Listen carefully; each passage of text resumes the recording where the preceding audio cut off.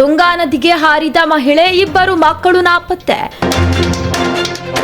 ಶಿವಮೊಗ್ಗದಲ್ಲಿ ಕೌಟುಂಬಿಕ ಕಲಹದ ಹಿನ್ನೆಲೆ ಮಹಿಳೆಯೊಬ್ಬರು ತನ್ನ 3 ಮಕ್ಕಳೊಂದಿಗೆ ತುಂಗಾ ನದಿಗೆ ಹಾರಿರುವ ಘಟನೆ ನಡೆದಿದೆ. ಹೊಸೂರು ಗ್ರಾಮದ ನಿವಾಸಿ ಭವಾನಿ ಎಂಬ ಮಹಿಳೆ ಅರಕೇಶ್ವರ ದೇವಾಲಯದ ಹಿಂಭಾಗದಿಂದ 3 ಮಕ್ಕಳೊಂದಿಗೆ ನದಿಗೆ ಹಾರಿದ್ದಾರೆ ಎನ್ನಲಾಗಿದೆ. ಘಟನೆಯಲ್ಲಿ ಸ್ಥಳೀಯರು ಮಹಿಳೆ ಭವಾನಿ ಹಾಗೂ ಅವರ 11 ತಿಂಗಳ ಮಗುವನ್ನ ರಕ್ಷಿಸಿದ್ದಾರೆ.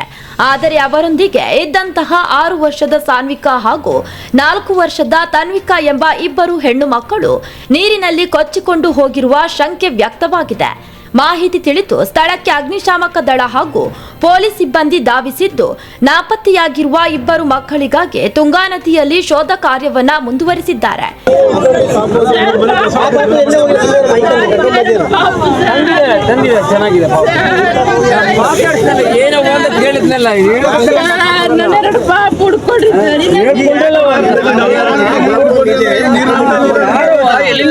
ಸ್ಥಳದಲ್ಲಿ ಪೊಲೀಸರು ಹಾಗೂ ಅಗ್ನಿಶಾಮಕ ದಳದ ಸಿಬ್ಬಂದಿ ಮೊಕ್ಕಾಂ ಹೂಡಿದ್ದು ಮಕ್ಕಳ ಪತ್ತೆಗೆ ತೀವ್ರ ಶೋಧವನ್ನ ನಡೆಸುತ್ತಿದ್ದಾರೆ.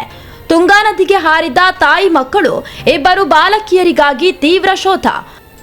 ಕೌಟುಂಬಿಕ ಕಲಹದ ಹಿನ್ನೆಲೆ 3 ಮಕ್ಕಳೊಂದಿಗೆ ತುಂಗಾ ನದಿಗೆ ಹಾರಿದ ಮಹಿಳೆ, ತಾಯಿ ಹಾಗೂ 11 ತಿಂಗಳ ಮಗು ರಕ್ಷಣೆ.